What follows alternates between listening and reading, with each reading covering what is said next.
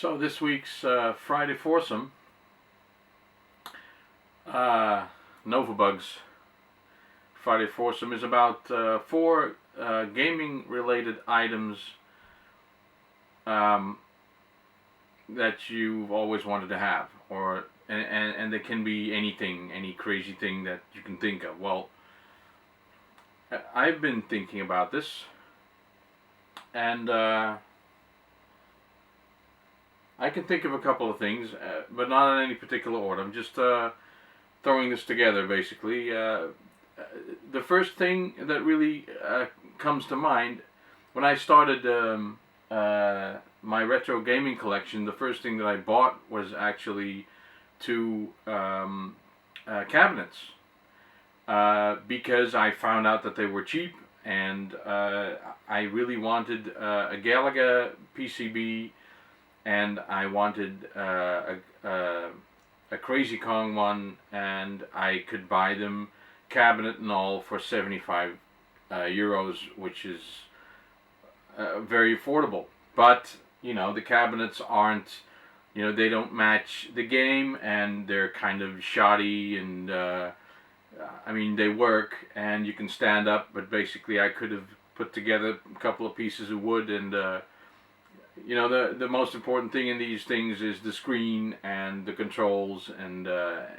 power supply. So what I don't have, and what I would really like to have, is an original Galaga cabinet. And I know exactly what they look like. You can even buy them new. I've seen companies, I think in the US, that actually sell them new. I think they rebuild them. I saw it a long time ago, and I worked out, you know, the cost of getting one over here, but it's just, you know, it's going to be a dream for a very long time. But that's what I would like: a fully functional, state-of-the-art Galaga cabinet. That's what I would like. I mean, that's a sort of a dream that's almost in reach. You know, if I run into a lot of money, you know, I have the space here. I could, if I dump the retro couch, I can put in an extra cabinet. I can have 3 cabinets on that wall alone. So there's room. Now, the other thing that Soulfunk Retro said this already, and when I listened to him, I thought, yeah, well, that is something that I would like as well, and that is just a room full of cabinets and pinball machines. And that made me think, you know, why do I want that? Do I see myself walking in there and playing that every day? Maybe. I don't think so, because I have 2 cabinets here and I don't play them all the time. But what I would like is just to go in there with a couple of friends, you know, and have fun. Have a little, you know, a sitting area, have a couple of beers and some music and a laugh. You know, just basically what I want is the feeling that I had when I went to these arcades when I was younger. I used to come out of there playing Super Hang-On, and I came out and the steam was rising off my shoulders because I'd been playing so much. Great. So basically that's what I want, you know. A house with like a 3-story basement, one of them being like a cinema room where I can use the screen for my game consoles, and one room being an arcade. So, you know, going from small to big, a Galaga cabinet and a complete arcade. I can write down a list of all the arcade cabinets that I would want in there. Easy. Now, for the more realistic, one of the items, I was actually thinking of making a list of the things that I want, just to make it definite, you know, just to have something to aim for, which helps. And I would really like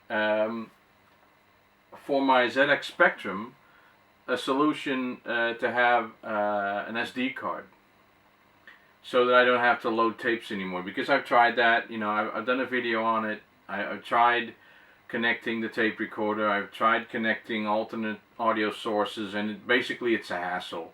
Sometimes it works, sometimes it doesn't, and I really want the SD card solution. That's what I want. And that's like 60 euros, and I can have it. You know, that's like within reach, so I could have that. And the other thing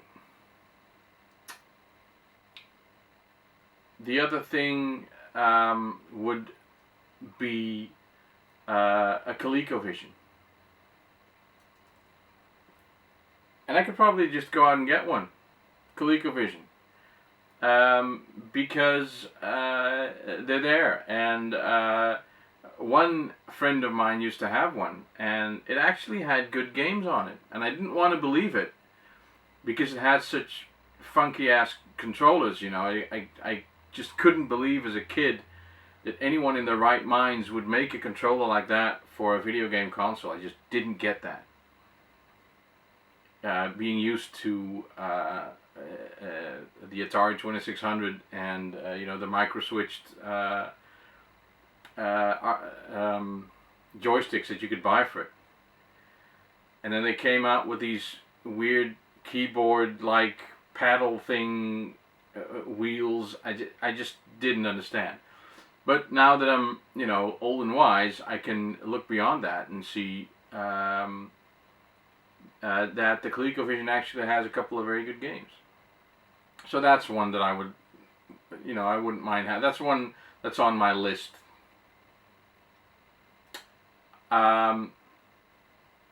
Which kind of make me think about the stuff that I have. You know, I thought it was actually pretty difficult to think of the stuff that I would want, which is a good sign. Which, you know, I think it means that the stuff that I'm happy with what I have. There's not a PS4 on my list. Not that I don't like it, but I don't need it right now. I could go for a super beefy PC, but you know, I'm happy with what I have. So I'll go for the arcade. You know, I was chatting with Soulfront Retro, you know, Matt, about this. That what would be the business model for one of these arcades? Because let's be honest, the Western world gave up on arcades, but Japan didn't. And maybe other areas in the world didn't either. Just we did. And Daz, you know, Cojones de Loro, and Matt, Soulfront Retro, went to this arcade. You know, you pay like £10 at the door, and everything is free to play. And if this is a thing, if these people are making money, there were people in there. There were lots of people in there. So there's money to be made, and if there's a business model here, then it could be, you know, feasible to have arcades. So we were sort of dreaming about setting up our own arcade. I think I'd be in there 24/7. So that's my Friday foursome. Oh, I think there's a time limit. If this is too long, Chris, then just cut something out. Whatever. I'm sorry. Thanks. My Friday foursome. See you guys.